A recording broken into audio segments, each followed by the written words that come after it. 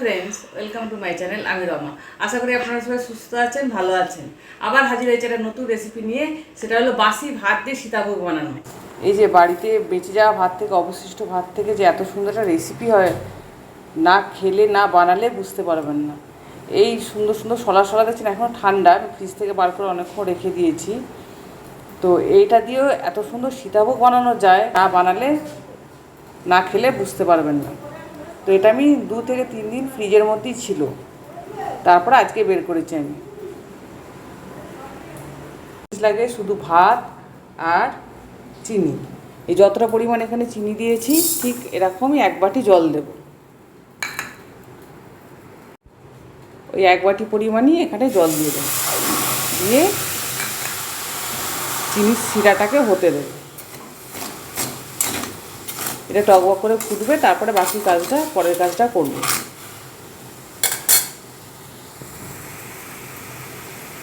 এই চিনির শিরাটা টকবক করে ফুটছে, মাঝখানে এর মধ্যে দেব আমি 4টে লবঙ্গ আর একটা তেজপাতা।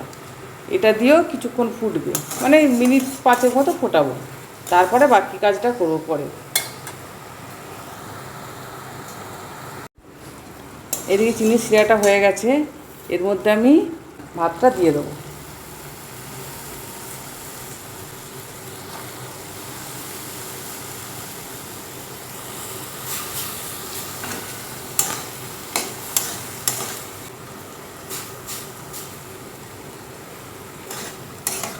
এই ভাতটা দিয়েও আমি 5 মিনিট ফোটাবো, যতক্ষণ না রসটা ভাতটার মধ্যে নিয়ে নিচ্ছে।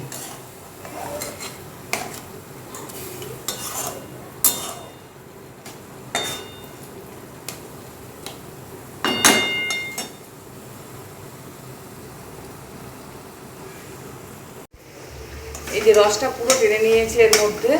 এবার আমি নামানোর সময় 1 চামচ ঘি দিয়ে আর একটুখানি ভেজে নেব। ঘিটা দিলে সেন্টটাও সুন্দর হবে, প্লাস সলা সলা হয়ে যাবে, খেতে খুব ভালো লাগবে। ঘিটা দিয়ে একটু নাড়াচাড়া করবো। মোটামুটি হয়েই গেছে, আমি জাস্ট নাড়াচাড়া করেই আমি নামিয়ে নেব।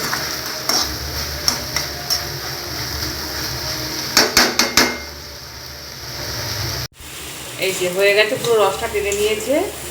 এবার আমি গ্যাসটাকে অফ করে দেবো। অফ করে এটাকে ঢাকা দিয়ে আমি 1 ঘন্টা রেখে দেবো, তারপরে সার্ভের জন্য নিয়ে যাব।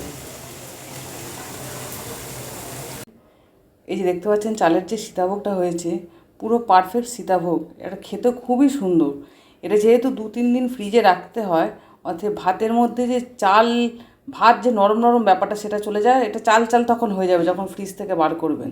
এই চালটার মধ্যে চিনির শিরাটা ঢুকে পারফেক্ট সীতাভোগ হয়ে যায়। এটা খেতে এটা দুর্দান্ত। আর ছানার সীতাভোগ যেটা হয়, ঠিক অ্যাকিউরেট সেরকমই খেতে, এবং তার থেকে আমি বলবো আরও বেশি খেতে ভালো হয়।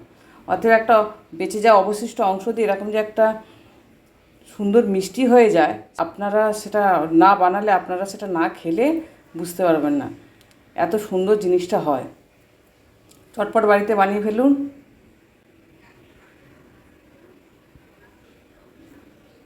রেডি হয়ে গেছে আমার বাসি ভাতের সীতাভোগ। এই যে টেস্ট করে দেখি, এত সুন্দর এটা হয়, পুরো ঝরা ঝরা, যেমন ছানার সীতাভোগ হয় সেরকমই, খেতেও ততটাই সুন্দর। একটু টেস্ট করে দেখি।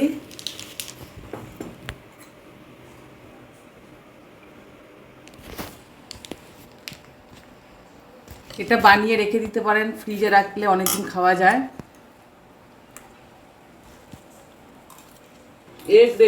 হেবি সুন্দর। তবে একটা জিনিস কি, ভাতটা বানিয়ে 2 দিন অবশ্যই ফ্রিজে রাখতে হবে, 2 থেকে 3 দিন। 2 দিনের বেশি তো অবশ্যই রাখতে হবে, যাতে ভাতের যে নরম ভাবটা, সেই নরম ভাবটা চলে যায়, তবে জিনিসটা পারফেক্ট হবে।